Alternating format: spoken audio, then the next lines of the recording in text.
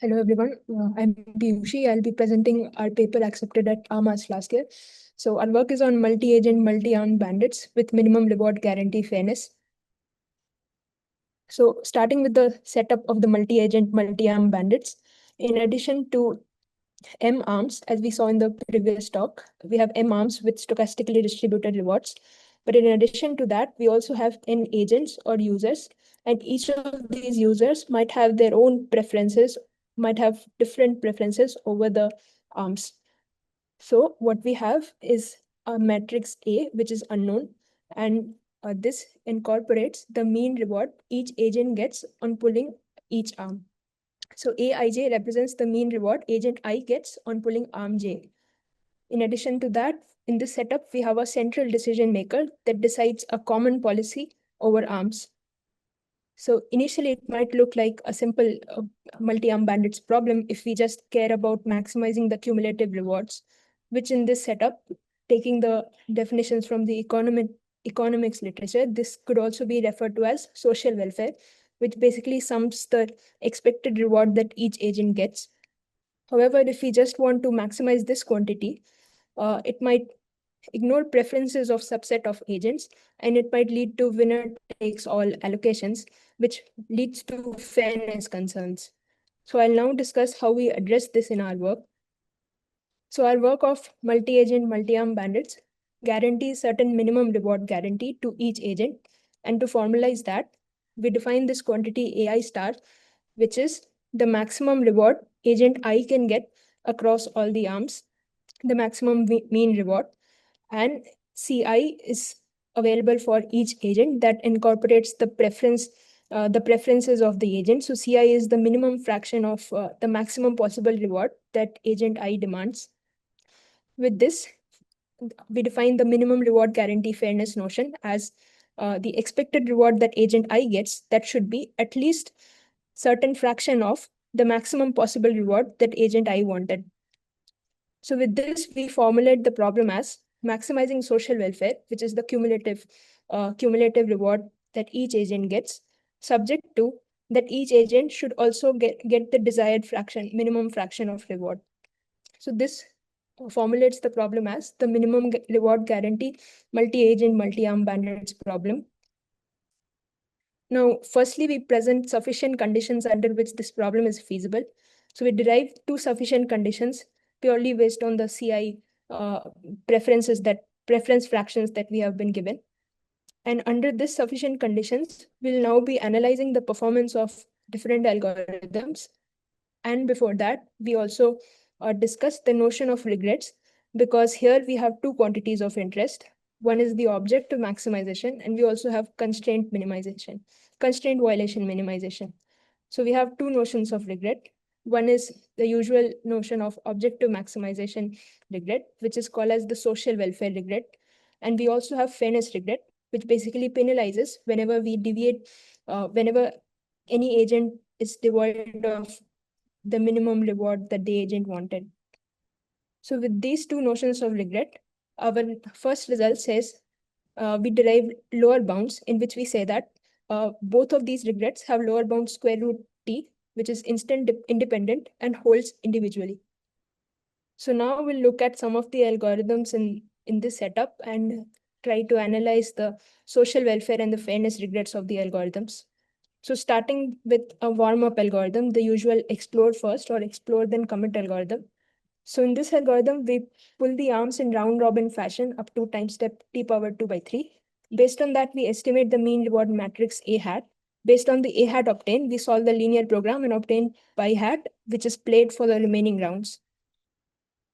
So analysis for a two-arm case of this algorithm says that the expected regret that this algorithm achieves is order t power 2 by 3 for both social welfare as well as fairness regret. So one key algorithmic limitation here is that in explore first, we have to decide a hard threshold that separates the exploration and the exploitation phase. So in our next algorithm, our main algorithm, we'll be trying to address this issue, and we'll also be trying to obtain better regret guarantee. So our main algorithm is reward fair UCB. So recall that this was the original problem that we wanted to solve, P1. we don't have A in hand, so that's why solving this is not possible. So what we come up with is another problem P2, which is formulated based on the UCB estimate of A, called as A bar, and LCB estimate denoted as A underline. So this problem P2 that we formulate, this has a key insight that with high probability, we can show that the feasibility set of P2 is larger than the feasibility set of P1. With this key insight, which will be used extensively in our theorem proving. So without going into much details, I'll summarize what we're doing in this algorithm. So we have a round robin round of initial m times square root t rounds. And after that, we have an adaptive learning phase where our policy is the solution to the problem P2 that we defined in the previous slide. So this algorithm achieves expected regret as square root t for the social welfare and t power 3 by 4 for the fairness regret. Remember that square root t was also the optimal lower bound that we discussed in the initial slides. So one of our experimental evaluations is shown over here. So we work with movie lens dataset, which has n as number of users, has around 6,000, and m equals to 18 arms, which stand for movie genres. And in this case, we empirically verify our algorithm, reward fair UCB, that we have two conclusions based on these plots, that both our algorithms, reward fair UCB and explore first, they validate the theoretical bounds that we derive for them. In addition to that, reward fair UCB empirically also it obtains optimal social welfare regret and sublinear fairness regret, as we discussed in the previous slide. So the future directions of this work are to obtain lower bounds that not only hold individually, but also simultaneously, to close the optimality gap for fairness regret, to characterize Pareto frontier for the two regrets, and to extend to settings like contextual bandit or adversarial bandits. And we also like to explore robustness to settings like single agent effect. Thank you for your attention. Please take a look at our paper. Okay, good. So I would like to briefly introduce our team's activity on reinforcement learning. So it's a quick overview. So first one is about distribution shift in LLMs, fine-tuning by reinforcement learning with human feedback. So designing reward function is always a big challenge.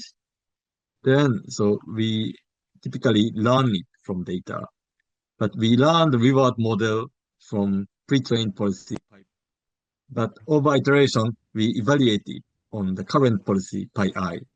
So then naturally the distribution shift occurs like this.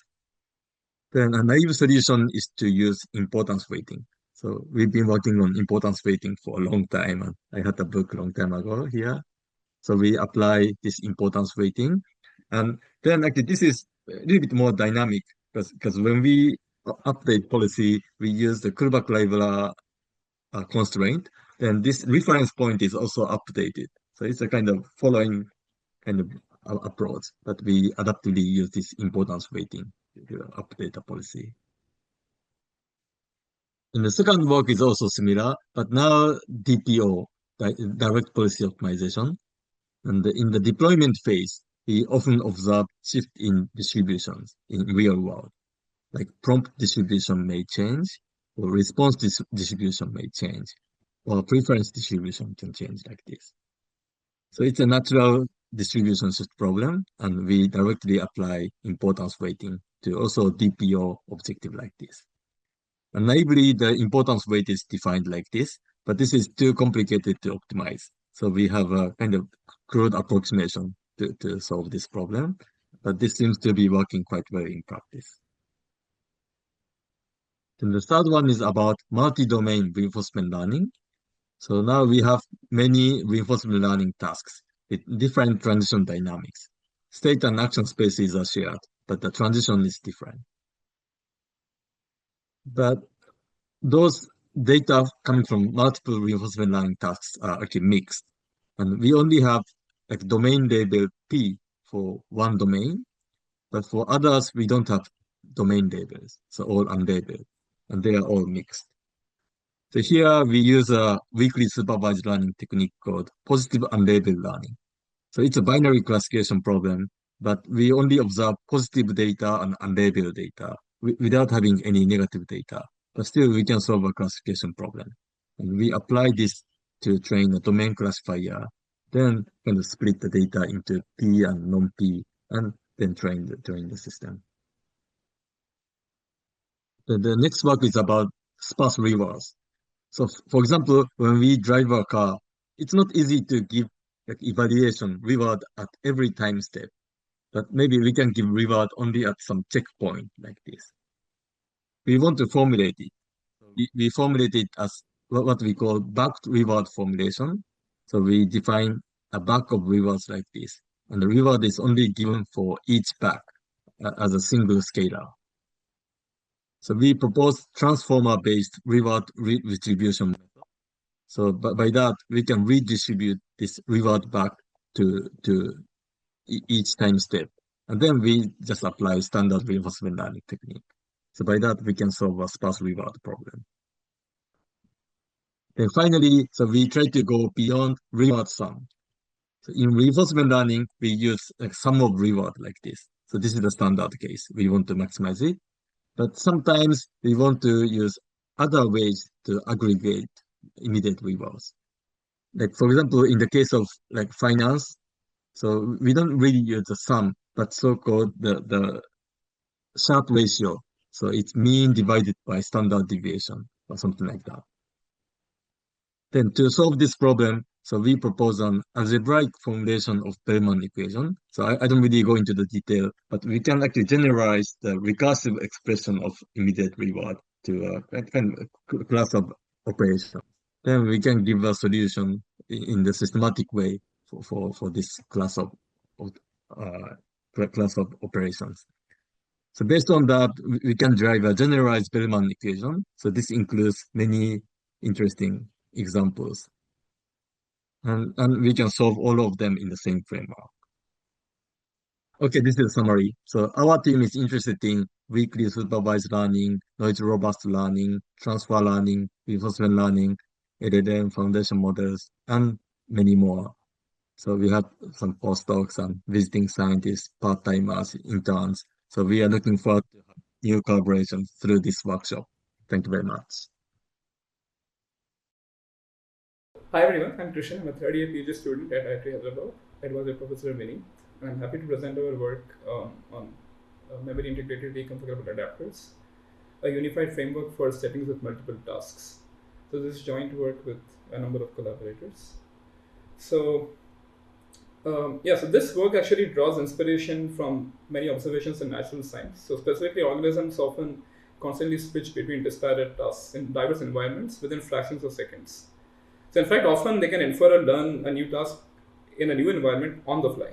So a sound example of this in natural sciences, this is of a bat, which you can see on the right, where it simultaneously echolocates and computes a 3D flight path while tracking its prey. So certain neuroscience studies attribute this phenomenon to the brain's ability to repurpose the same circuitry for varied tasks without dismantling the core wiring that underlies this. So it turns out that coming to AI, this fundamental idea has been viewed from a number of perspectives, but approaches to kind of mimic this behavior in AI have kind of remained siloed without the existence of like a unified framework. So in this work, we look at three representative settings in deep learning, namely domain generalization, which we call as DG, DI, which is domain incremental learning, and class incremental learning, which we abbreviate as CIL. So in domain generalization, all tasks arise sequentially, while in the incremental learning settings, they don't, so they actually come at once.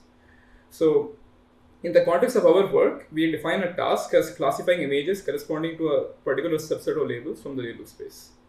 So in none of these methods, we make the task identifier available at inference. So this is how we try to mimic real world biological scenarios.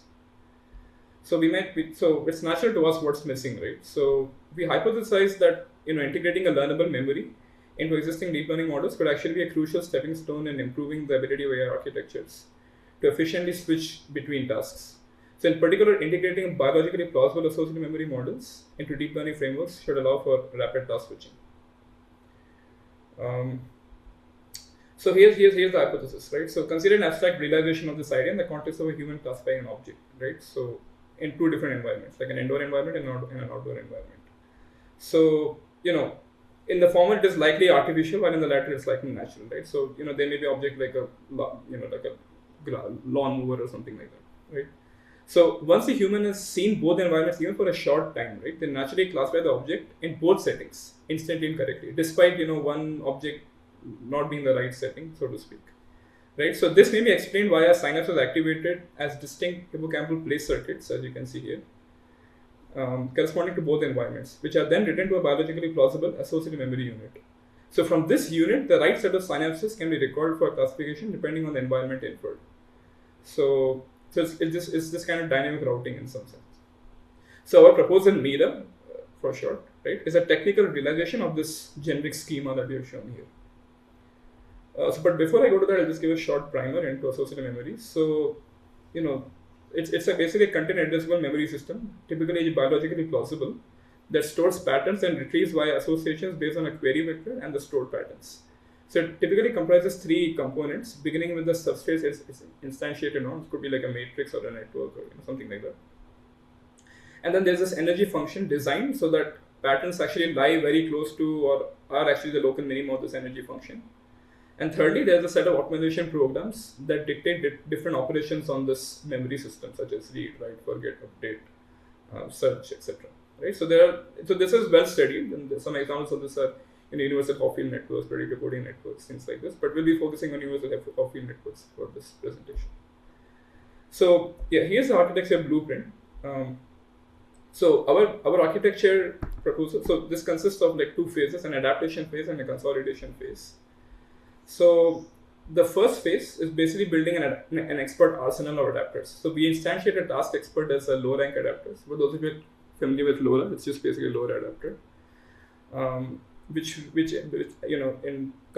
in line with conventional work. We just apply this on the query and value matrices of the transformer, and then we apply standard classification laws to obtain adapters, and then adapters are returned to an encoder specific AM and associated memory at each encoder block, and then tied to randomly initialized keys, as you can see here. Okay, so there are these adapters, and then they just randomly tied to some keys. In the second phase, this adapter modulated network needs to consolidate knowledge that it has learned from the first stage to enable test and inference. Right? So specifically the keys, right, which were initially like randomly initialized for associative Hopfield memory are indexed in this, which are used for indexing, are learned in this stage. So this K1, K2, KK, like these are the keys. These are actually learned. And then queries are actually cascaded across encoded blocks of transformers. So you can see like the query QL is actually encoded across blocks. So it goes from QL to QL plus 1, QL plus 2, so on and so forth. So coming back to this, so in adapting MIRA to the settings described earlier, we noticed that since all tasks arrive at once in domain generalization, we actually run the adaptation phase only once for all tasks. So you just do adaptation for all the tasks once and then consolidate all at once. Whereas for the incremental learning settings, the phases need to be interleaved to accommodate for changes in the tasks, as time passes. So it actually turns out that this idea actually gives us like very so seemingly simple but I think efficient idea actually gives us like really good results on a number of well-known benchmarks. In fact, we get state of the art on many benchmarks. So to evaluate learning and incremental learning settings, we actually take three standard data sets, iDigit, Score 15, domain net, and measure the accuracy of our method against the state of the art in the last few years. And we have observed up to like 10% improvement across state of the art. So on the x-axis you can see like different state of the art methods. The last one is ours, MIRA. And as you can see, there is a significant, performance boost that we have over existing work. We also measure, in line with traditional metrics that the incremental learning community uses. We also measure the forgetting that our method incurs. In fact, we measure the forgetting per unit of accuracy to kind of have like a fair baseline against all methods. And as you can see, the forgetting is like way lower compared to like, almost all of the methods that we have compared to. We observe similar trends for domain generalization, so against 4 standard data sets in the DG community. So we get like 81.9% improvement, which is decently better than many of the other works in this area. So we conclude by observing how AI systems actually lack an overarching framework that can rapidly switch across disparate tasks in an environment. We posit that memory could actually be playing a key role in AI systems to tackle this challenge, inspired from observations in neuroscience.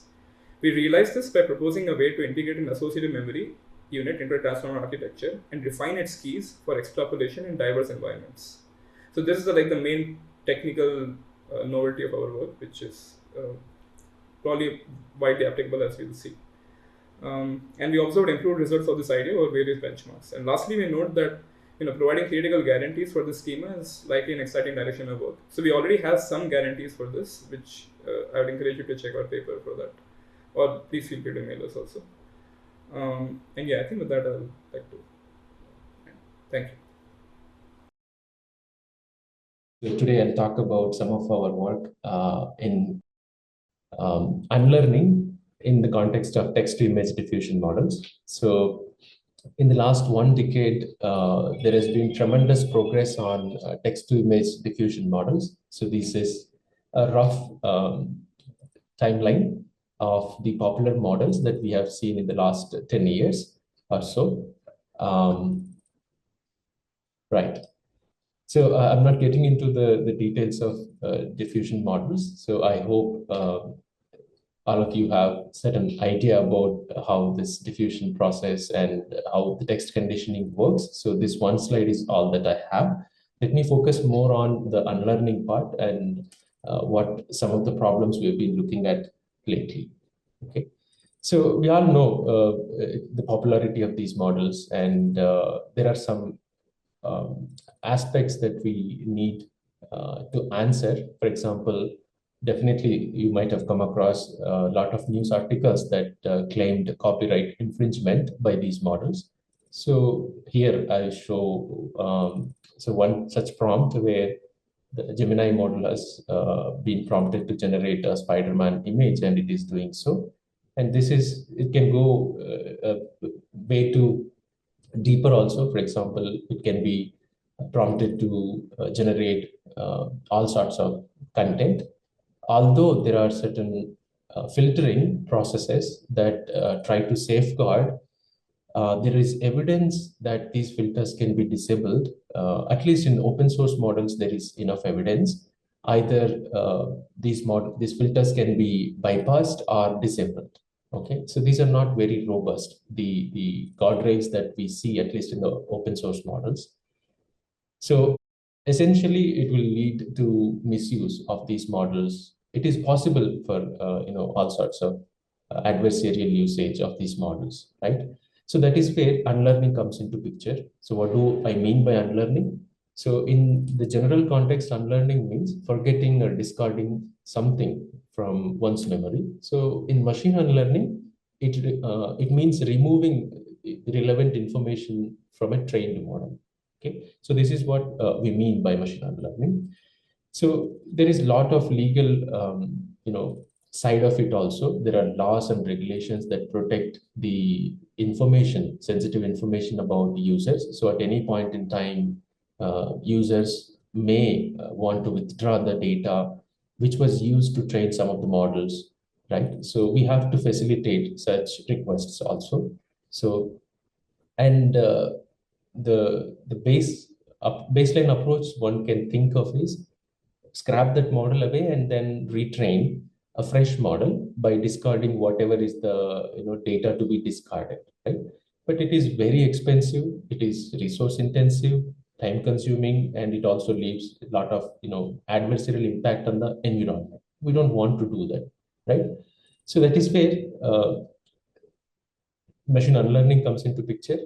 This is what I just described, removing the training data and then freshly training the model on the data that is free of problems. Okay, as I said, it is expensive. So there is another way, which is basically coming up with filtering. So you don't throw away the model that you already trained. Instead, you safeguard by applying appropriate filtering mechanism.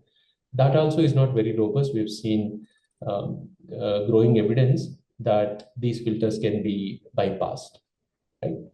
So that is where the unlearning comes into picture. What we mean by that is it possible to erase the model, erase the information relevant to the concepts to be forgotten, so that you're not throwing away the model. You're also not, post-processing the outputs. Instead, you are, kind of manipulating the model's learning in a more robust way, right? So the main desiderata or the desired properties for unlearning is we want the unlearning to be perfect. That means the concept that we want to be forgotten or the information relevant to the forgetting concept should be erased completely. And at the same time, the model should be preserved. The other learning of the model, we call that as you have to retain all the other concepts that have to be retained, and the model's integrity, that means the quality of the model. We are talking about text to image diffusion models, so the image quality should not be degraded. So this is the primary goal for any unlearning, right? So there are there are multiple directions.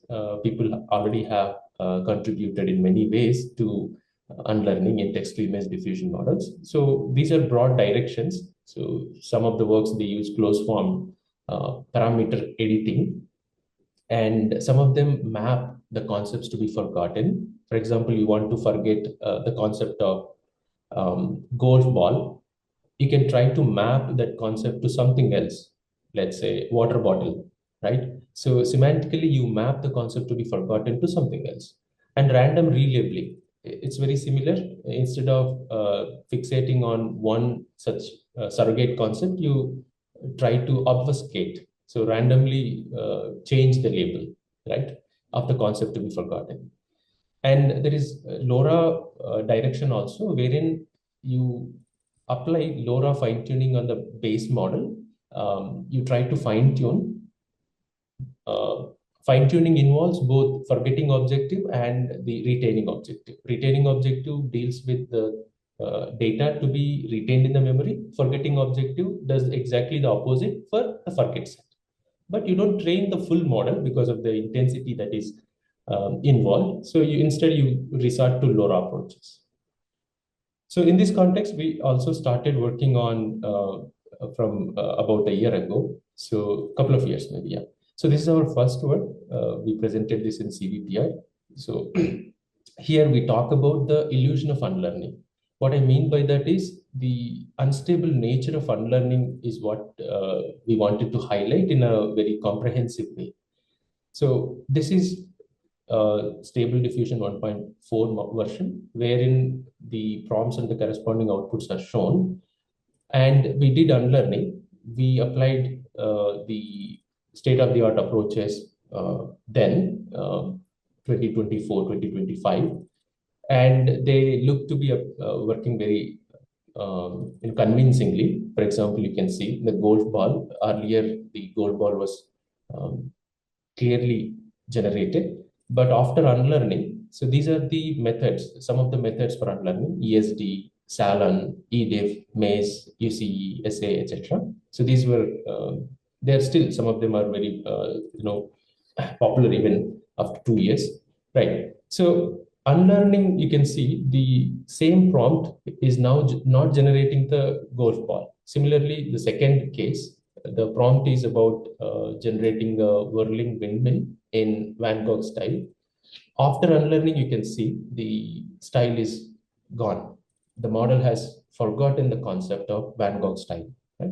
And similarly, other cases also, for example, the person, the objective in this case was to forget Brad Pitt, the concept of Brad Pitt. And after unlearning, the prompt which asks to generate Brad Pitt generates somebody else different from Brad Pitt. So this is fine. But what we observed is after fine-tuning involved different concepts. All right. So after fine-tuning, as I said, involved different concepts. I'll talk about what exactly we mean by fine-tuning. Okay. After fine-tuning the model, for now, you just think that fine-tuning happened on something irrelevant to the concept that was forgotten, right? So for example, in the first case, the concept that was forgotten was golf ball. After forgetting, we used the forgotten model and fine-tuned it to learn something new, something different from golf ball.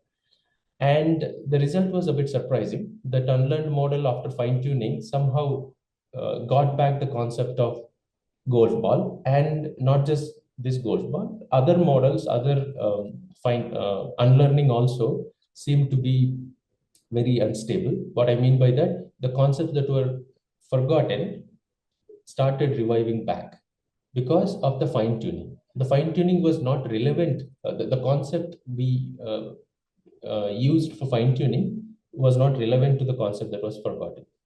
Okay, despite that, the concepts showed up after fine tuning.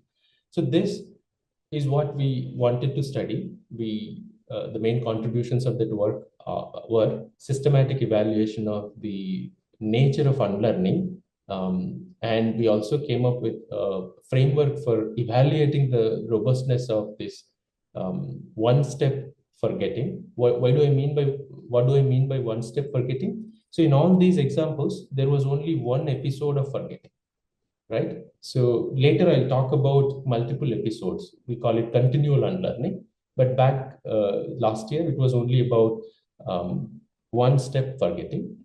For that, we came up with a revival framework. We came up with some analysis and insights on the existing works.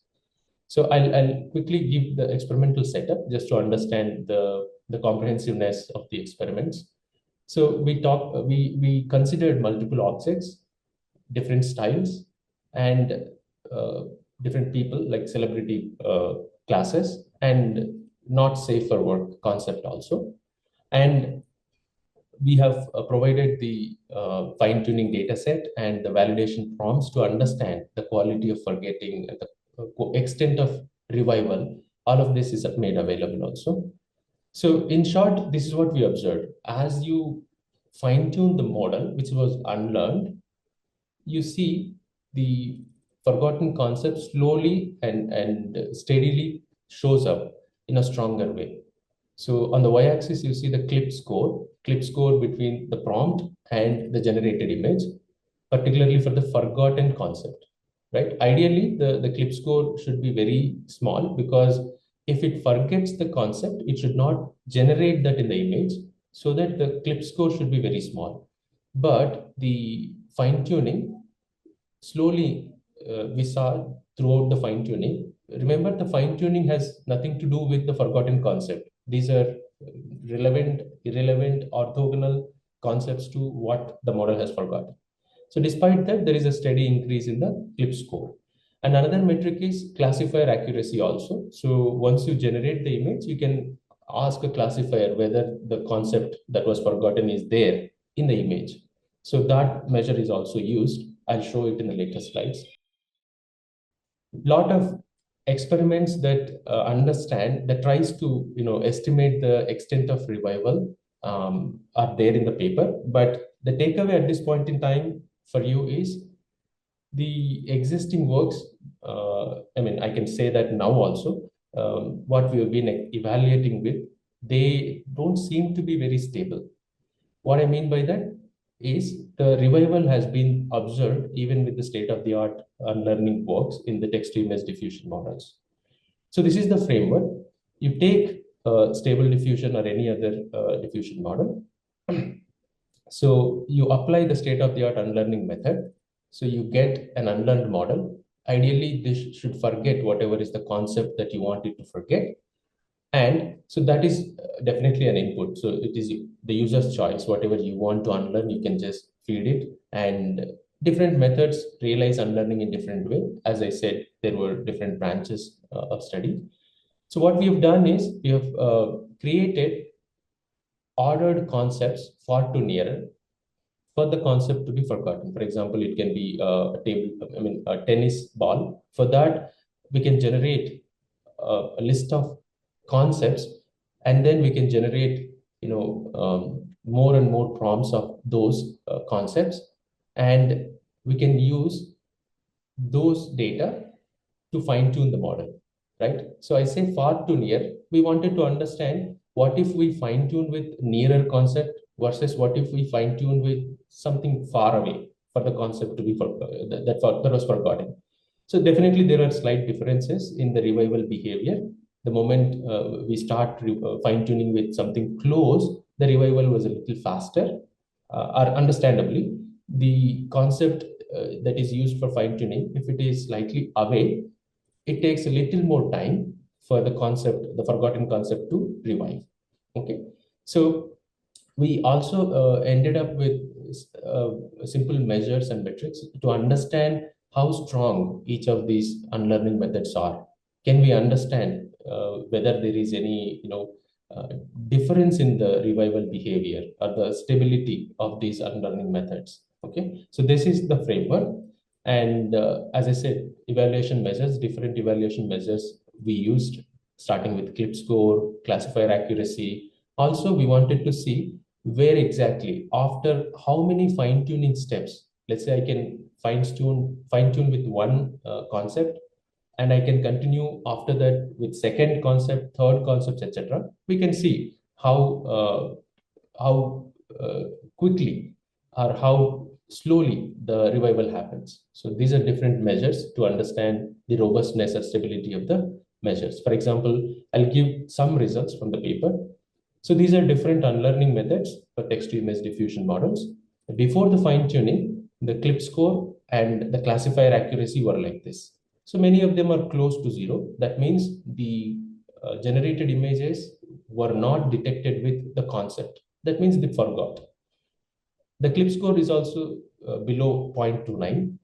And after fine-tuning, the accuracy of the classifier slowly starts to increase. For example, some of the zeros are no more zeros, 15, 36, 46, 96, etc. And clip score also, you can see clear rise from 0.26 all the way to 0.33. The clip score looks very small, but trust me, these differences are very non-trivial. And revival point also, after how many episodes of fine-tuning, you got convinced that the concept revived completely. Okay. Again, there are some thresholds to understand what classifier accuracy is required to say the concept has revived, etc. Okay. All right. I'm skipping some of the results, but the bottom line here is that clip score and accuracy consistently increased because of the fine-tuning. Even for one episode of fine-tuning, we saw consistent increase in the accuracy and clip score. That tells the revival is happening, right? Ripple effect is another unwanted behavior we observed. I mean, not just us, the community observed. What do I mean by ripple effect? When we try to unlearn a particular concept, for example, you can see the concept here, we are forgetting is koala. And then it does a good job of forgetting. For example, erase koala results in the same prompt without the koala. The image for the same prompt, a sleepy koala hugging a branch tightly. Okay, the same prompt doesn't give us koala. This is fine. But look at the other prompt, which is something to do with sloth. Earlier, sloth was the quality of the sloth. I mean, the image is convincing, right? But if you look at this, the same prompt after the erasing, the quality or the image is not so convincing, right? So this is not a very good sloth. And similarly, in the second example, you see the sun is the concept that was forgotten, and the prompt with sun and the same prompt without sun tells us the concept was forgotten convincingly. But the problem is it also forgets moon, a very similar or related concept, moon, is also gone.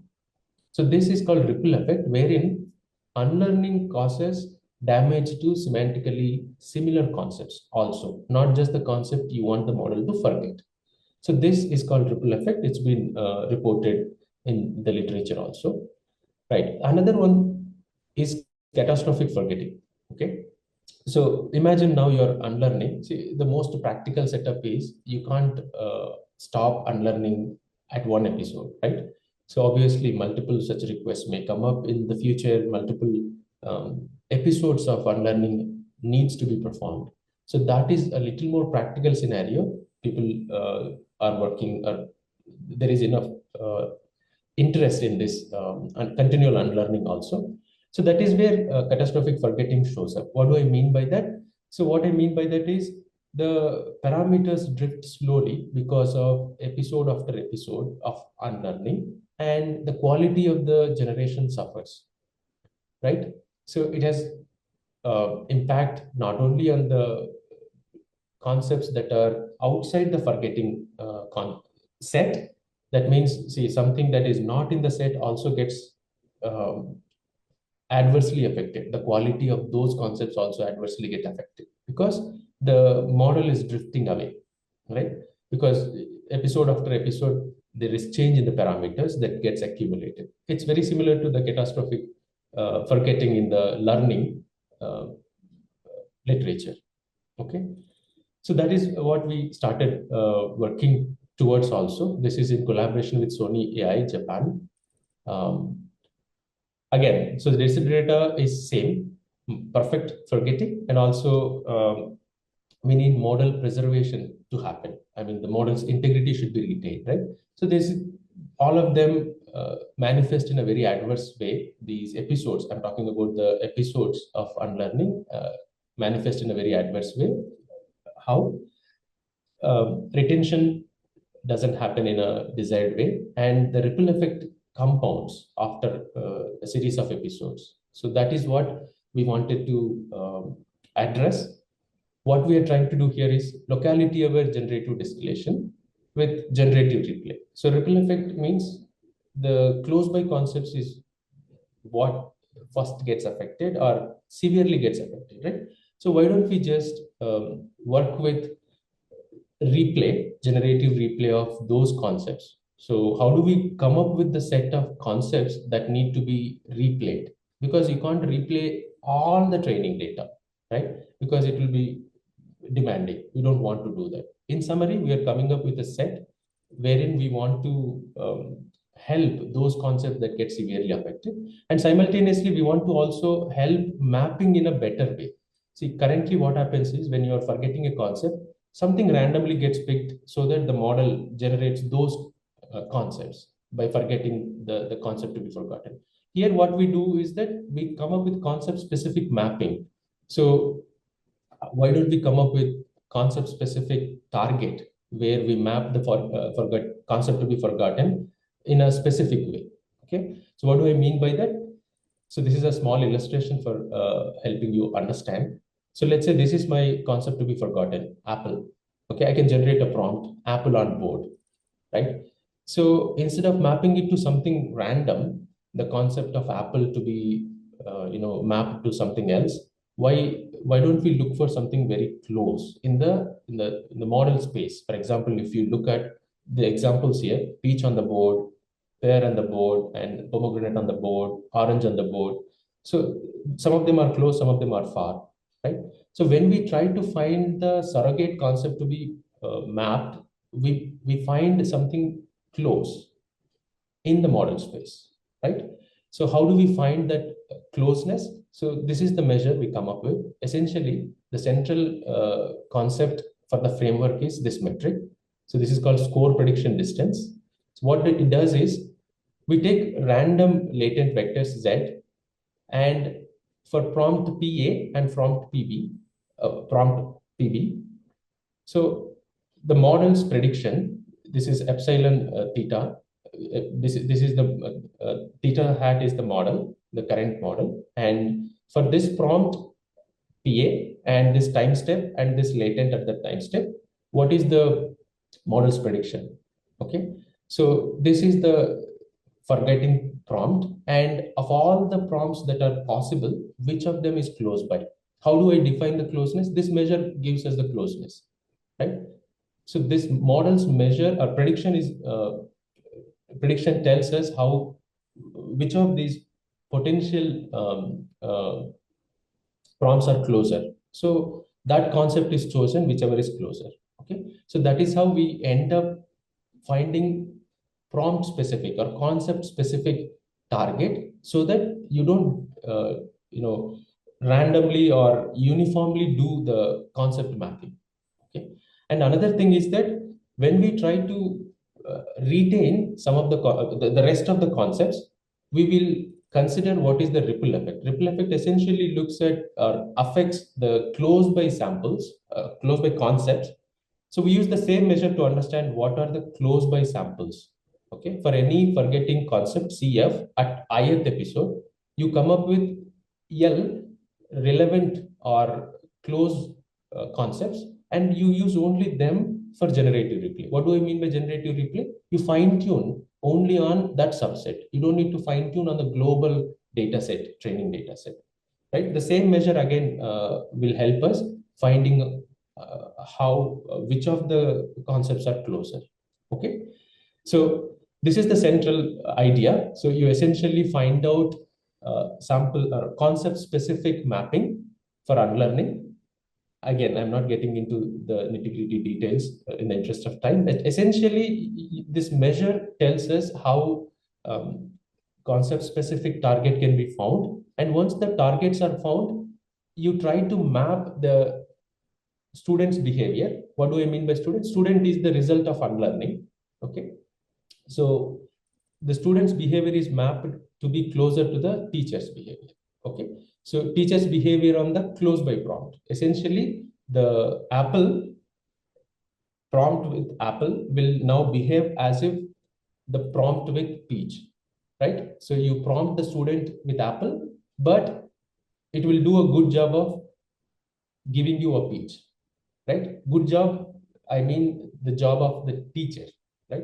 So teacher is one episode above before you fine-tuned or unlearned with the Apple, okay?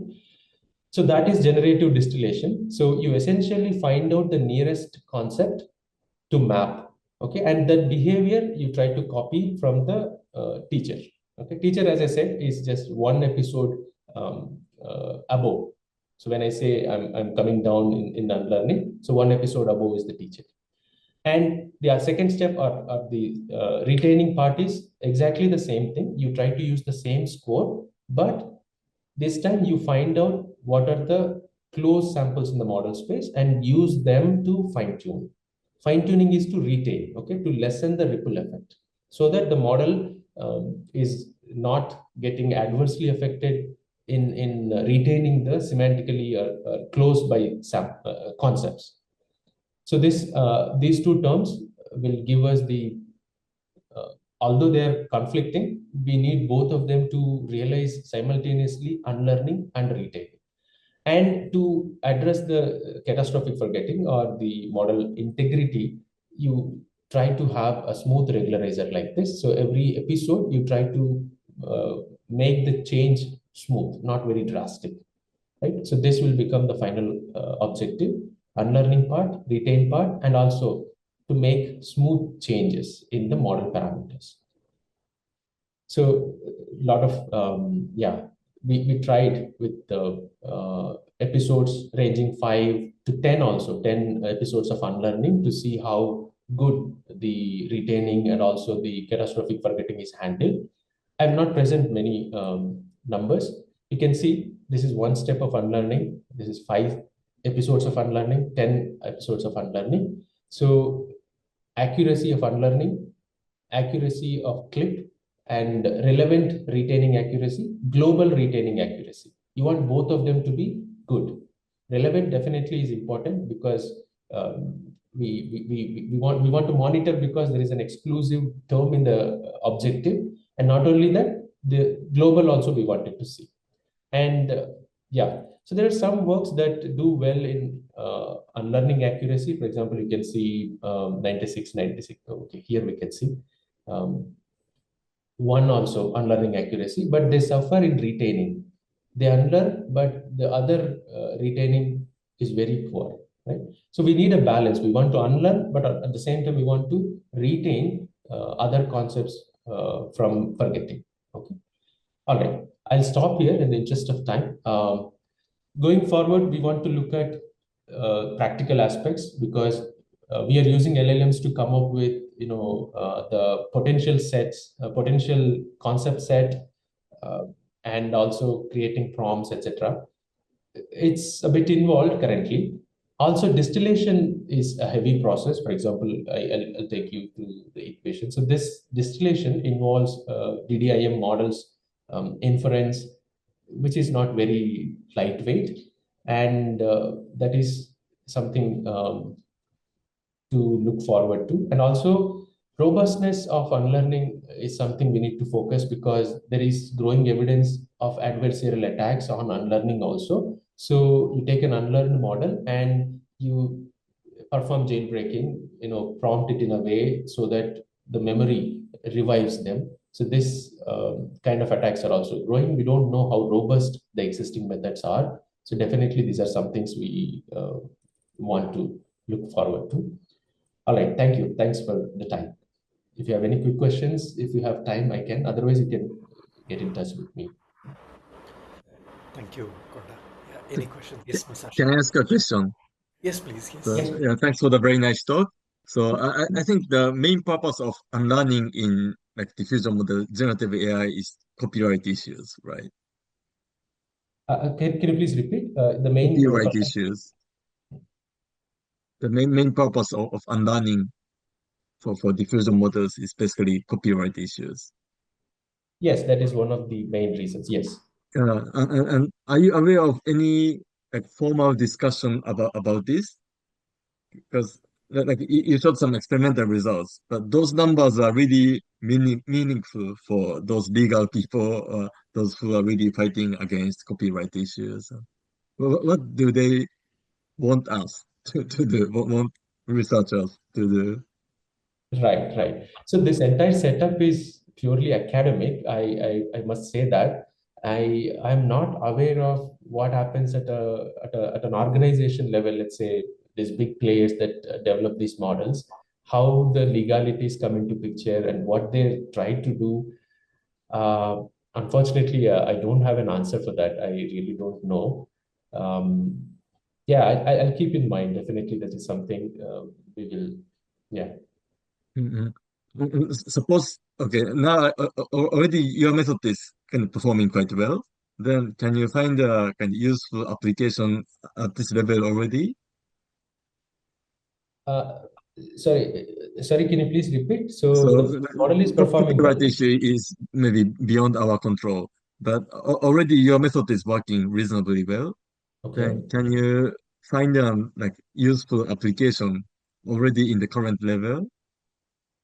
Right. So right. So these episodes of unlearning can be any customer. You can look at them as requests from the people who contributed the data, right? So when the model was trained initially, data, we pool it from different resources. There are different contributors. These contributors can be individuals and companies or organizations that supply data. At any point in time, they may want to withdraw their contribution. So in that case, the resulting model should not be scrapped away, right? So you can perform unlearning so that it gives an impact of not using that data. Ideally, that is the goal, as if the model was not trained on that Right. part of the data. So in that context, definitely this finds application, because you can look at each of these episodes as a request from the contributor, not to use the data. Again, do we need a kind of threshold whether something was unlearned or still remains? So that is not a very straightforward way to understand and measure how good is the unlearning. So some of the measures that we use, we came up with are only proxies. It's one way to find out, measure in an easy way. I don't know if human must be involved at some point in time to meaningfully measure, but it won't scale, right? So I think more robust algorithmic ways are only the way. Okay, thank you very much. Thank you. Thanks for the nice questions too. Okay, so I'm not sure how many of you have heard of path signatures, but I want to talk about path signatures, which is a mathematical tool for machine learning. Nowadays, it is used in machine learning. So I'm Motoya. I'm an associate professor at Ehime University. So it's kind of hard to pronounce, right? So sometimes it is pronounced like IIT University. It sounds cool. I'm also a visiting scientist at Imperfect Information Learning team at RIKEN. So, just brief self-introduction. I'm from Japan, and I got my master degrees at Royal Institute of Technology, like KTH, in Sweden. So that time I was researching control theory and like signal processing. But then I had a chance to go to Georgia Tech in Atlanta, where I researched machine learning and robotics. And I just briefly came back to Japan to do a part-time job for weekend, and then I started my PhD at University of Washington. So Washington, so it's not DC, but in Washington State, and in Seattle. So there is this like Paul G. Allen School computer science department. Actually, there is like Microsoft Cafe or like Gates Center, so all Microsoft, by the way. And during that time, I also had a chance to do research intern at NVIDIA and Sony AI America. I think at the previous talk mentioned Sony AI too, but I also worked for Sony AI America and also a startup company in San Francisco called Hyperlabs. And then I came back to Japan to get a position at Ehime University. So basically my research is about integrations of dynamical systems point of view and machine learning. So dynamical systems include control theory too. So this figure is from my PhD thesis. So those are some continents. So we have this control and dynamical system and also machine learning, and we want to kind of merge them together in various ways. Sometimes control has concepts like invariance, stability, controllability, and machine learning is based on statistics. So there is like learnability and so on. And then I also do some applications to robotics simulations. I don't really work on hardware much, but I do simulations and also biologies, including recently like more like medical science people. And because I got tenure, I'm recently focusing on like more like systems theory. I kind of shifted a little bit towards more fundamental aspects of like what is intelligence, intelligent creatures, what is like biology, like what is like living systems or something like that. But anyway, today's talk is about path signatures for decision-making framework. So this is an outline. First, I briefly review, I think most of you know about it, but I do some review of Markov decision process and reinforcement learning. And I talk about a comparison between model-free approach and a model-based approach. And then just brief introduction of path signature. So what is path signatures? And then I talk about our novel decision-making framework based on this path signature. So this work was with Reddy, Jay, and Fabio. So when I was at University of Washington, I did an intern for NVIDIA. So these people are from NVIDIA. Basically, so I actually had another lecture just before this, and that was about like foundation model of robotics and those. But I think, if you can really change the fundamental theory or framework of some of the machine learning problems, I think you can actually do a lot, even, without working on like large language models or foundation models. So I want to talk about that kind of aspect today. I think most of you know, but this is Markov decision process. So this is a typical setup for reinforcement learning. So reinforcement learning is basically to find a policy that maximizes the value through interaction with the environment. So here, environment should be modeled as something. So now, typically, Markov decision process is used for that purpose. So this is a tuple. There is state space, like for example, for robotics case, that might be like joint angle or velocities. And also there is action space, a set of actions that the robots or the agents can take. So it can be torque applied to the joints or something like that. And we have a transition kernel and a reward and discount factor, and sometimes initial state distribution. And the policy is from a set of history. So history is about the past trajectories. So it is a sequence of states, action, reward, up to some certain time.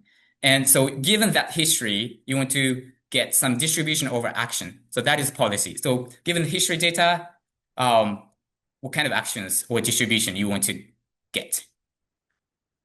And then what you actually optimize for is the value. So value here is, so there is this value function with respect to policy pi. So this is basically cumulative reward. So thinking about infinite time horizons case, you have like immediate reward and you sum them up over infinite time horizons. But to make it like bounded, typically people use this discount factor. And this is Q value. So Q value is really similar to value that you have this A action as an input. So instead of following the policy all the way, you first choose what action to take. And then after that step, you follow the policy and then sum the reward up over the trajectory. So now we know like the Bellman consistency equations hold for that value functions. So those are two here. So the first one is like just, saying the value is equal to the expected Q values. So here expectation is taken over action following policy. And also this is the foundation of dynamic programming. So this Q value or value can be decomposed into the immediate reward and the future value. So this is the sum of those two aspects, two values. So in this case, like there is this past path. So the agent has traversed this path and you are here at current time t, and then you take an action A to go here. So now like for this transition, you get this reward. And then after reaching here, you will have the future trajectory that will be traversed by following pi. And so you will have value to go here. So like this is v of pi. So here at x, at time t plus ta, you will have this future value. And then the current value from this xt is the sum of this immediate reward and the future value to go. So like basically there exist two main approaches for the reinforcement learning. So one is model free and then the other is model based. So what it learns is, so for model free case, it learns this value function trajectory. So typically using this dynamic programming, and then you want to obtain the policy that maximizes this value. So instead of that, model-based approach learns this single-step dynamics itself. So dynamics means like at current states, if you take an action A, then you will get the next state. So this is like transitions. So you want to learn this transition itself. So this is model-based. And so here's our advantages. For the model-free cases, like value contains long horizon information because like now, like value was the sum of the reward over trajectory. So that naturally contains like long horizon information. So that is an advantage. But the downside is that like value is a scalar. So the value itself might have like less information to carry about the states itself. Like it has a long horizon information, but for the states, it doesn't have much information about that. But for the model-based case, actually it is shown that under certain conditions, it is theoretically more sample efficient. And it's considered that because single-step dynamics has an information over the states, entire states, that can distinguish different states more, and then that will lead to like the sample efficient learning. But the downside is that because like it is a one single step dynamics, if there is an error, that might propagate over the horizons, and then it will be like much larger errors if you go long horizons. And of course, there exists some attempts to tackle this trade-off. Like there is some technique called successor features, and also you can just mix model-based and model-free approach in a clever ways. But basically, our work using path signature can systematically solve this trade-off. So before that, I just wanted to, this is side information, but I just wanted to mention this work, which was with Microsoft people. But this is like doing reinforcement learning, but it can learn how to pick up this spherical object very quickly. So because like this is like using the Mujoko simulator as with some parameters as one basis function, and then you will have like many of them. And then you are learning, so this is model-based. You are doing model-based reinforcement learning. So learning this model transitions, assuming that real dynamics is in the span of those bases. And then you use some control technique after learning the models. So this is really quick and sample efficient in this case. Anyway, so like we wanted to think about like better formulations for tackling like model-based and model-free or reinforcement learning and control decision-making problem. So using some elegant tools from like dynamical systems and control, and then we apply that for the machine learning problem to create new decision-making framework, and that solved some control problems. So what was the technique? So that's called path signatures. So path signatures are kind of infinite sequence of coefficients, which represent geometric information about path, and also has some useful algebraic property. So this is like defined as a iterated integral here. So this sigma is a path, and then you have like this, at some certain time t, like you have the coordinates, each coordinate. So you do this iterated integral to obtain path signature. So changing this like degrees, you will, and also like the order, you will get different signatures. So you basically have like infinitely many such signatures, coefficients, to form the path signatures. And that has many interesting properties. So you can think of this as a feature, good feature for the path. So if you have this path, even if you shift the path, you will have the same signatures. And even if you change the time parameterization for this traversing this path, you will have the same signatures. And even if you have like these detours, like you will have the same signatures. So many invariants.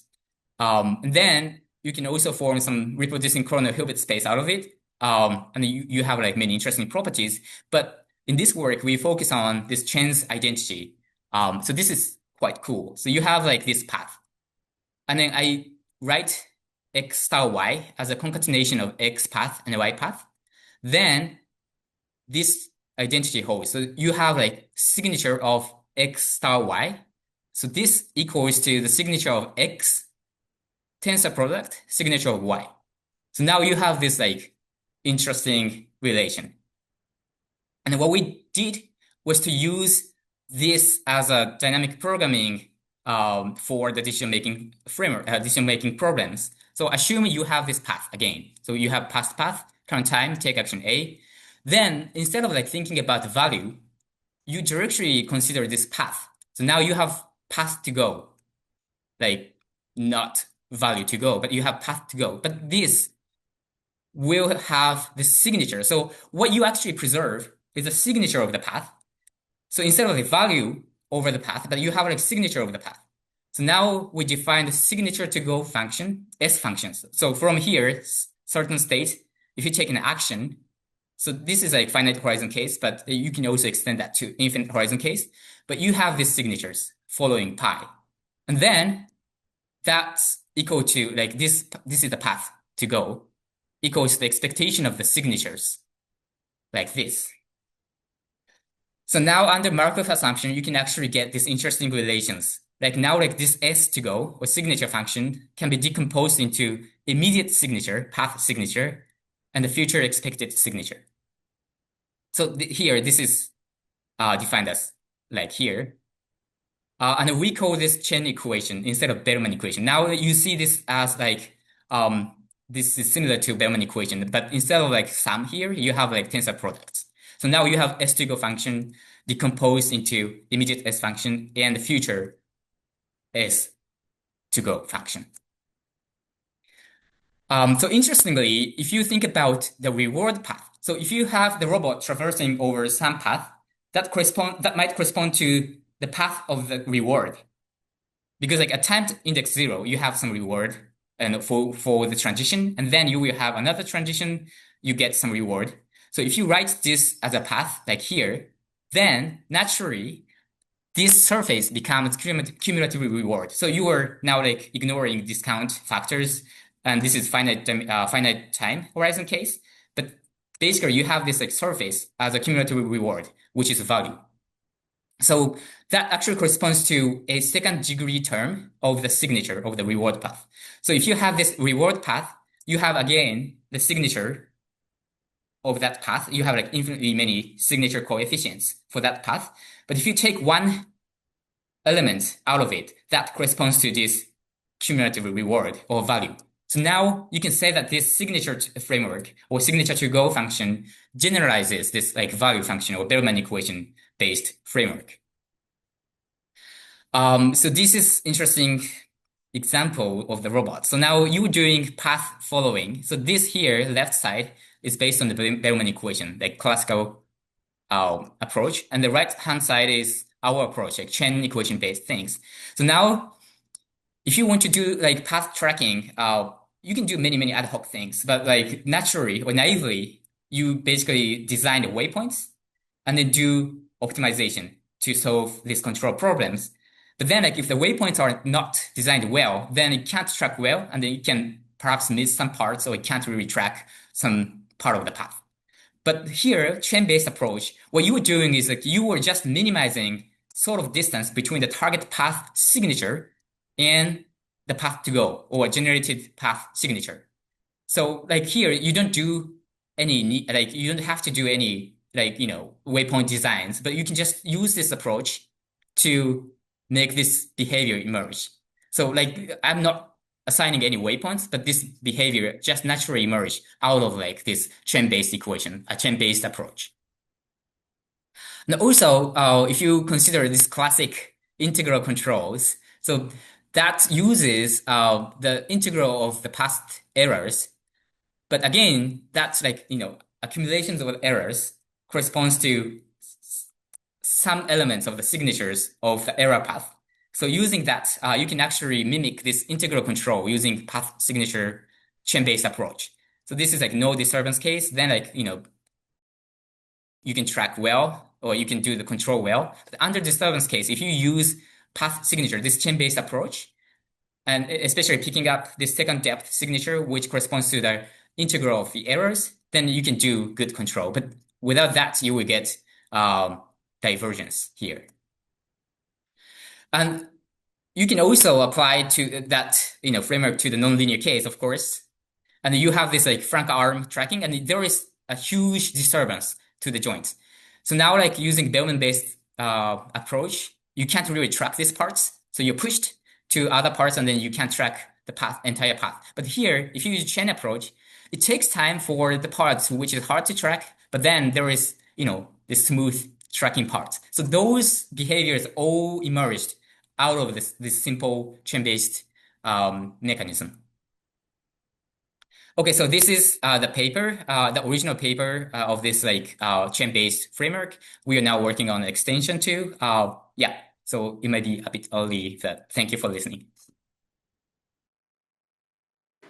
Oh, thank you for the interesting talk, Motoya. Thank you. Very, very clearly presented. Thank you so much. Any questions? Maybe I can ask one question if you're waiting for more. Is how efficient are these representations for downstream processing? I mean, like I assume that the path signatures have to get represented before you use them for downstream applications. So how efficient are they? Like, can you do something like a Matryoshka kind of representation where you have low resolution to high resolution, so on and so forth? Any thoughts? That's interesting. Yeah, so computations of like path signature itself is now efficient. You have like many Python packages, like many researchers have worked on that. But downstream task, it depends. Like, so you have like infinitely many coefficients in general, but you can do truncation. So if you pick certain number of like coefficients, then, like you just pick certain number of coefficients which are important for the downstream tasks, then that doesn't really differ from like value-based approach. So in that sense, like, it depends on like how many values you want to use from the signatures. But yeah, so Matryoshka representation is interesting. Like actually my colleague from University of Washington, Aditya, invented that. So that would be an interesting application. I want to think about like how we can merge those, technique to this chain-based approach, because like this might be rewriting all the reinforcement learning and like control, like optimal control framework. In that sense, like you can do many analysis, statistical analysis, algorithm design, and also like do similar applications of other techniques which are already used for the classical Bellman equation approach. So there exists many potentials for rooms for doing such research. So yeah, that would be interesting direction of the future applications. Yeah. Thank you. I think there's one question on the text. Okay, text. Krishn says, what is the main bottleneck in computing these path signatures? I think you perhaps answered that. The second part of the question is, since you mentioned path signatures are representable in RKHS, do we use the coefficients of path signatures themselves directly, or the kernel product of signatures? That's interesting question. Yeah, so you can also compute kernel directly. So you just do inner products, basically, directly, instead of computing the coefficients itself. So for example, if you want to just do minimization of the distance, between target path signatures and generated path signatures, then you don't have to really compute the coefficient, but you can do kernel computations and then get distance or inner products. So it depends on the application. So if you really need certain coefficients value for the downstream tasks, like, the cumulative reward is corresponding to certain elements, then like you need to really compute that. But that can be efficiently done with Python packages. But basically there is an approximation. So you kind of approximate the path with a piecewise linear path or something like that. But anyway, you can do efficient computations. Yeah, thank you. Thank you. I think Satya, you have a question. Yeah. So hi, I'm Satya. So this question is, when you consider this dynamic programming, so a lot of this computation is usually done on, let's say, GPUs, machine learning workloads run on GPUs, where they try to use this different data on different cores, so to get speed up.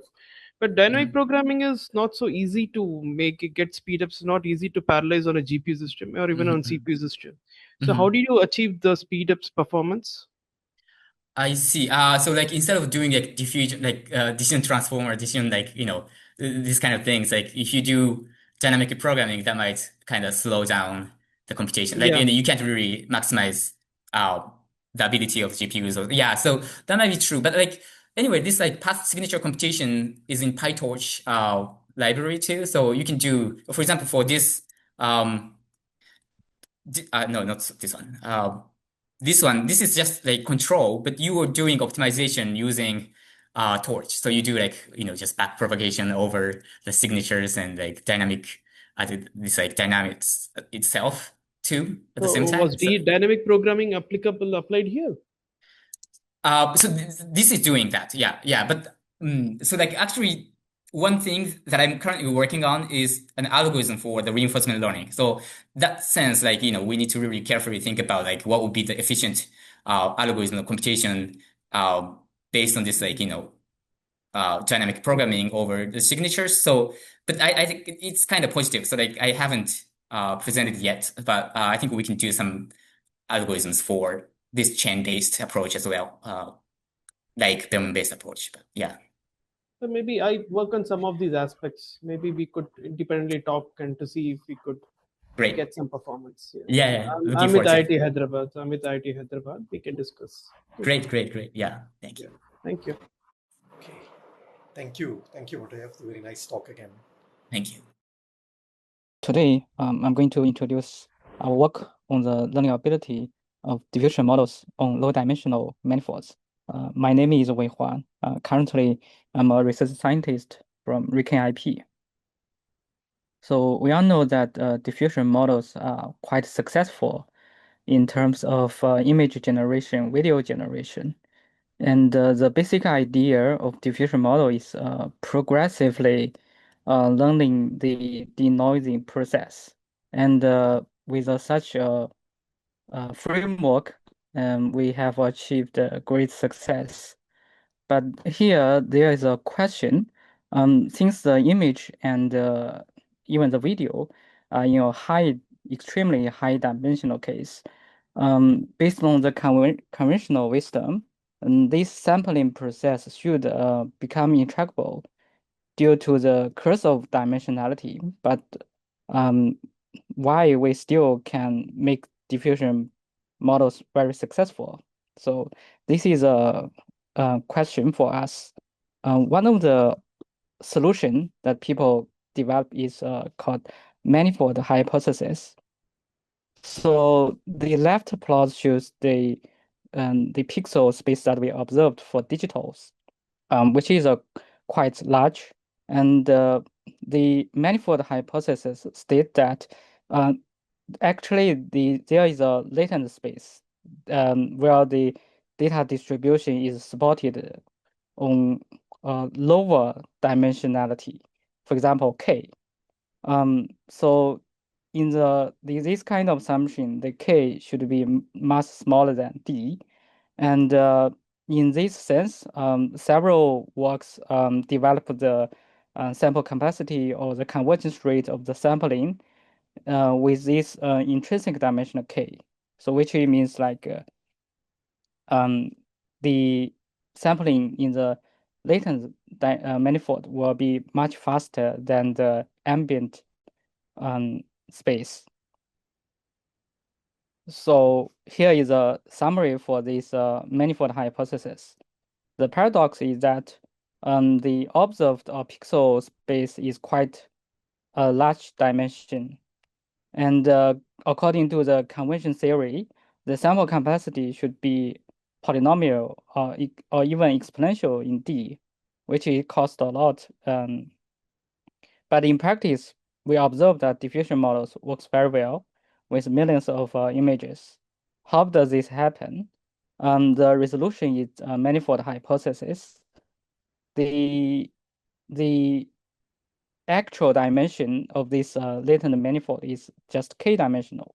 And this our real world image dataset and video dataset lies on this low dimensional manifold. And then the prior works is k instead of the ambient dimensionality d. Here in this research, our question is, how does gradient descent automatically discover k? Because for previous work, usually use approximation theory. In this kind of theory, they can assume there exists a neural network or models that can find this low dimensional space. But in practice, we are using gradient descent training. So the research question is, how does this gradient descent training help us to automatically discover the low dimensional manifold? So by answering this question, we look at the score function. So we know that the diffusion models are equivalent to score matching in some limit. So the idea of this research is to check the score matching score function. So this equation 1 is a score decomposition at a small noise level. So HT is the variance of the noise added to the original images. So this score decomposition can be it's composed of two main terms. The first is here. So here the capital Pi is a projection matrix to the manifold, and the second term is a density term, and the third term is a curvature term, and with a small residual term. So if we try to learn this score function, say, for example, through our neural network at a small noise level. So when the noise level is small, this HT is quite small, then this term would be much larger than other terms on the right-hand side. This implies that when you apply neural network to try to match this score function, in the first stage, this neural network will only learn this term because this term is much larger than other terms when HT is small. So the learning ability is first to look at the projection part, and later on, maybe with many more iterations, once the neural network already learn this term, then the neural network will learn the density functions. But since this density function is much smaller than the this manifold projection term, it's hardly for the neural network to learn this density function. So this plot shows the relative learning difficulty. So difficulty for this score function. This is for recover the support, which is easy.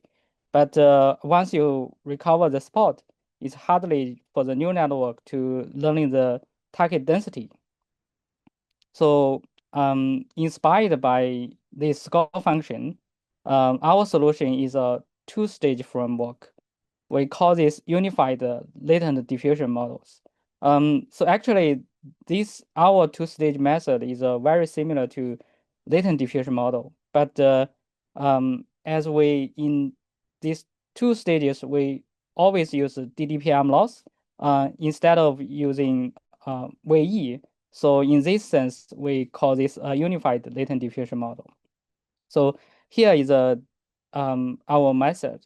So inspired by the decomposition of the score function and the manifold hypothesis, we develop a first stage is try to learning the DDPM loss in a very small noise regime.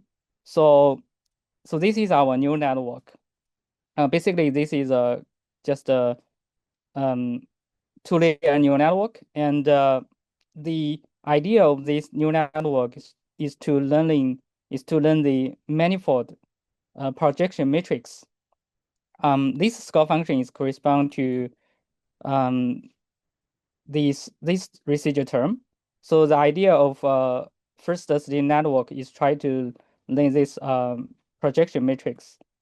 So after convergence of the first stage, we can see that we already use a neural network to learn this projection matrix. In this stage, we still use a DDPM loss. The result is that all the weights will collapse onto the tangent space of the manifold.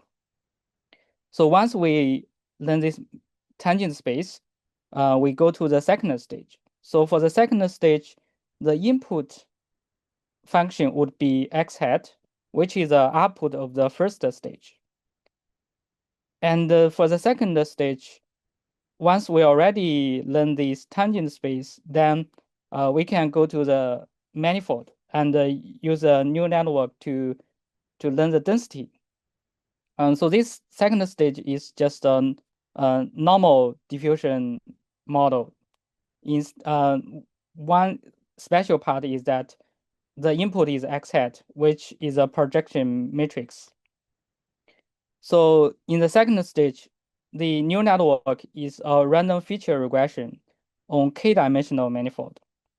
So this is also known as a convex optimization problem. And through this second stage, hopefully we can characterize the sample capacities and achieve the result only depends on the intrinsic dimensionality k. So let me summarize. So our two-stage unified latent diffusion model, for both stages, they all use DDPM loss. And the first stage is try to let the neural network collapse to the tangent space of the manifold. And the second stage is based on the first stage, and we try to learn the density on the manifold. The difference between our method to the latent diffusion model is in the first stage. For the latent diffusion model, people usually use a Wei method to get the latent dimension or latent space. But here, according to our theoretical analysis, we use a small noise and the DDPM loss. So here is the theoretical results regarding our two-stage methods. So the first stage is we name it as dimensional collapse. And the idea of this stage is try to find the dimension, the manifold. So the network, the construction of the network satisfy the conservation vector field law as a Scott composition. We can use mean field theory to prove that given an infinitely larger neural network F1, we can use a gradient flow training to let the neural network converge to the projection matrix. So this is the idea of the theoretical characterization of the first stage. So given sufficient number of the iterations, so our neural network will learn this projection matrix, and for every x we can project onto the manifold. So this stage will help us to go to the manifold. And the second stage, the idea is a random feature theory. So in this stage, since we already allow very close projection to the manifold, we can then learn the density terms and the curvature terms on the skull decomposition. So this is a idea of the random feature model. So this x hat is already fixed, and this phi is a random features given fixed x hat. And through a random complexity analysis based on this random feature model, we can prove that this generalization arrow will only depends on this k, which is a low intrinsic dimensionality, instead of d. And we can also control the approximation arrow and also the projection arrow from the first stage. So this theory tells that based on this two-stage algorithm, we can give a guarantee for the convergence rate for our two-stage method. So this is a end-to-end sampling guarantee. Because the second stage we only the small t needs a manifold projection. So we set a range of the diffusion time called saying t mean from saying t mean to t max. So in this stage we need the manifold range, manifold projection, and once t is large enough, is close to the noisy images. So for this large noise, we only use a normal analysis. So combining this different range of the t, we can give a theoretical guarantee for the distribution of this sampling stage. We find that this sampling complexity only depends on the polynomial of the k instead of the d from the previous previous researchers. So in summary, our theoretical characterization can give us a sample capacity regarding a two-stage training algorithm.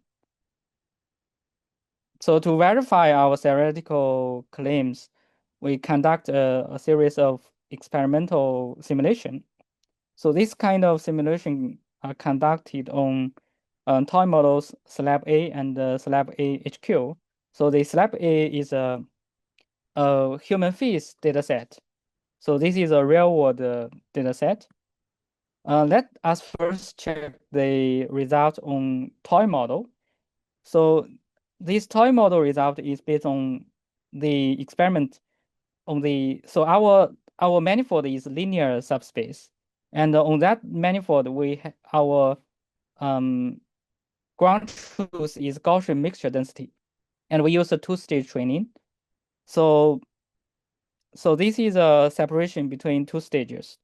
On the first stage, we can check this green line, which is a empirical loss of the linear term, which means the distance between our neural network and the linear subspace. And the second term is second stage is about the density learning. So this red curve stands for the nonlinear component arrow, which correspond to the density arrow. So once the convergence, so we check the first we check the linear response, which correspond to the linear subspace, which and this red one is a theoretical value, and the blue one is the learned value by the model. So it fits very well for the linear subspace. And this is a match between the empirical result from the model and the ground truth from the theory on the density function. So because we set the small noise at, for example, as sigma is 0.1, so there is still a gap between the model learned result with the ground truth, but it corresponds to the overall shape very well. So this result can verify our theoretical claim. We further conduct a result on the experiment on the slab, which is a realistic data set. So we check so this LDM is a latent diffusion model, which is a baseline. For the autoencoder part, they use a KL divergence, and we check the result on the FID, reconstruction, MSE loss, and the epsilon loss. So epsilon loss is basically the DDPM loss, and the reconstruction loss check the reconstruction arrow from the first stage. And FID is one of the measures to check the quality of the generated images. So we find that ULD is our method. So the best performance is from UID plus GAN. In the first stage, we also apply some regularization to our method, and we compare to the latent diffusion models. We achieve better FID and the reconstruction arrow. So here is one of the example to compare our methods with a latent diffusion model regarding the reconstruction. So the first row is the original image, and the second row is a noisy image where we add in noise to the original image. And we try to first use a latent diffusion model to try to recover the original plot, and then we also apply our unified latent diffusion model method. So we can achieve a better reconstruction compared to the latent diffusion model. We also run the experiment on slab A HQ. So slab A HQ is a higher dimensional data set compared to slab A. And we also run different variant of the neural network. So here is we use a small neural network, and we also try a larger neural network and larger training steps. So our methods are comparable to latent diffusion model across different experiments. So here, our model is a little bit better than the latent diffusion model in terms of reconstruction MSE loss. But for the EPS loss, the latent diffusion model is better. So overall, the results shows that our methods are comparable to latent diffusion model on slab A HQ.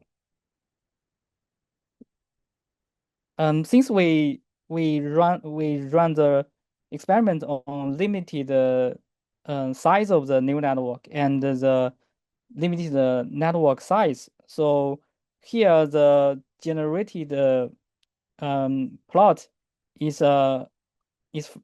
actually I have to say it's far from the SOTA, but we can still see that our method and the Wei based latent method are quite successful in generating in the generated quality. So here is a summary of the comparison between unified latent diffusion method and Wei-based latent diffusion method. So for Wei-based, they use KL divergence regularization, but in our case, we can apply different kind of regularization, but the main idea is based on the Scott decomposition, and we use a DDPM loss at a small noise scale, and use this theory-driven idea to construct our method. And for the training process, the latent diffusion model use two separate objectives. The first stage they use a Wei loss, and the second stage they use diffusion loss. But for our method, we only use a single DDPM objective. So currently there is less theoretical guarantee because they use different method, and the objective function is hardly to give a unified theoretical guarantee for the especially in terms of optimization to this Wei-based latent diffusion model.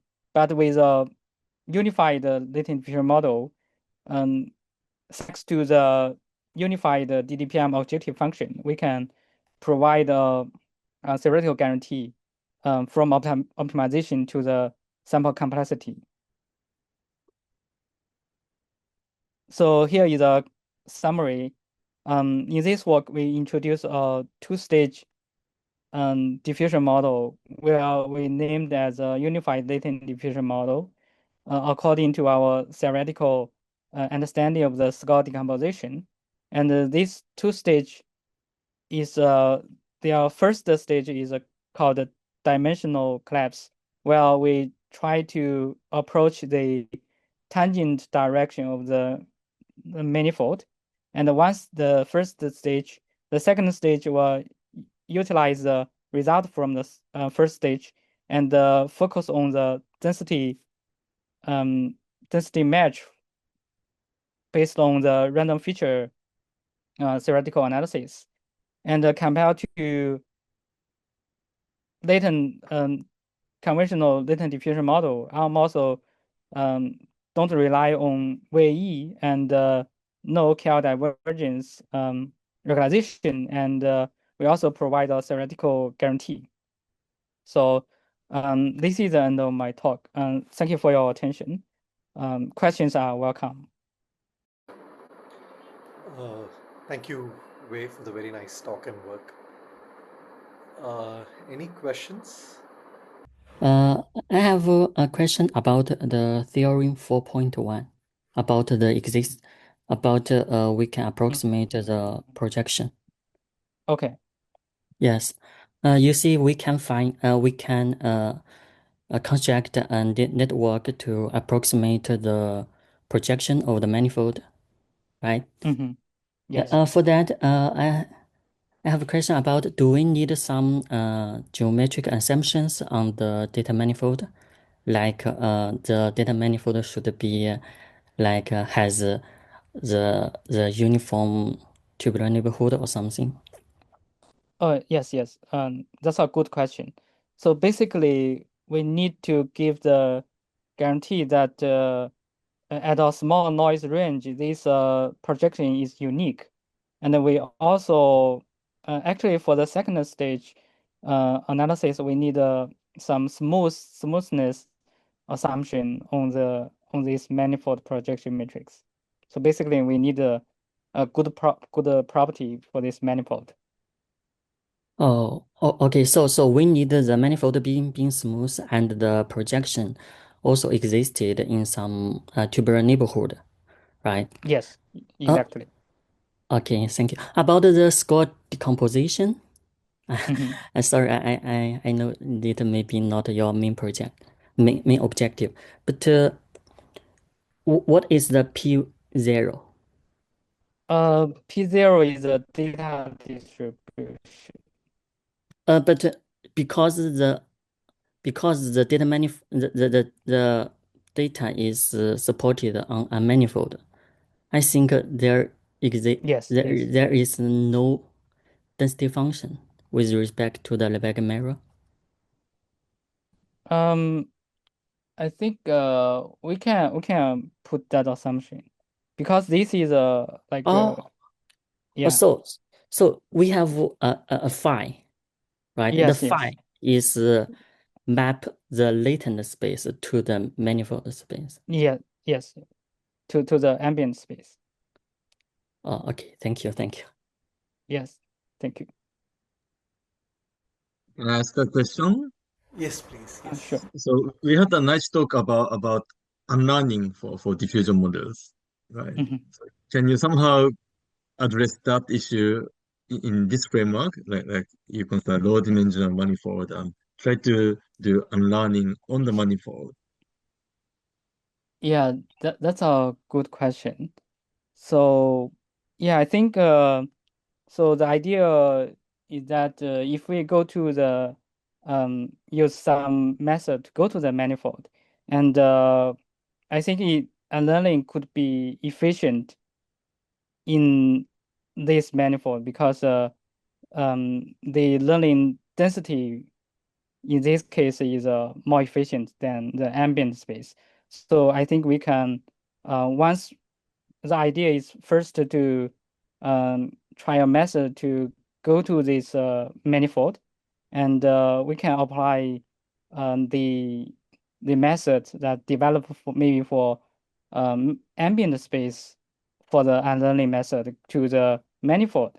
So in that case, we may improve the efficiency for the unlearning method. So how about the role of the complementary space? Is it completely meaningless, or can we just ignore it, or can we also utilize the complementary space to do something better? Yeah, that's a good question. Actually, diffusion process is quite stable. So quite stable based on this complementary space, because for complementary space, the force is a much larger. It's a negative, very large negative term, which push the perturbation back to the manifold. So this term we maybe can provide some stable property for these diffusion models. I see.